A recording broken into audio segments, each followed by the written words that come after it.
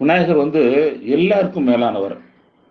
விநாயகர் தத்துவம் வந்து ஒருத்தவங்களுக்கு புரிஞ்சு போச்சுன்னு வச்சுங்களேன், அவங்கள ஜெயிக்கவே யாரால முடியாது. விநாயகர் தத்துவம் மட்டும் ஒருத்தருக்கு புரிஞ்சு போச்சுன்னா, அவங்கள ஜெயிக்கவே யாரால முடியாது. இதுதான் உண்மை.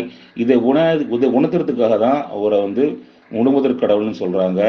எல்லாத்துக்கும் முதல்ல அவர் வைக்கிறாங்க. முதல்ல என்ன புரிஞ்சுக்கோ, உன் தத்துவத்தை புரிஞ்சுக்கோ, விநாயகர் தத்துவத்தை புரிஞ்சுக்கோ, அப்போதான் வாழ்க்கையில எல்லாம் புரியுங்கிறதுக்காக தான் இந்த விநாயகரை எல்லா இடத்துலையுமே முதல்ல வைக்கிறாங்க. இதுதான் முக்கியமான விஷயம். ஏதோ ஒன்று கடமைக்கு வைக்கிறோம், போறோம், வரோம் நீங்க நினைச்சிட்டு இருக்கீங்க. அது அப்படி இல்லை.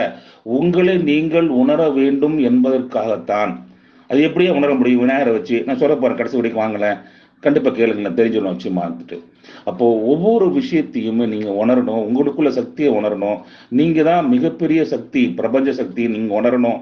அப்படிங்கிறதுக்காக தான் விநாயகரை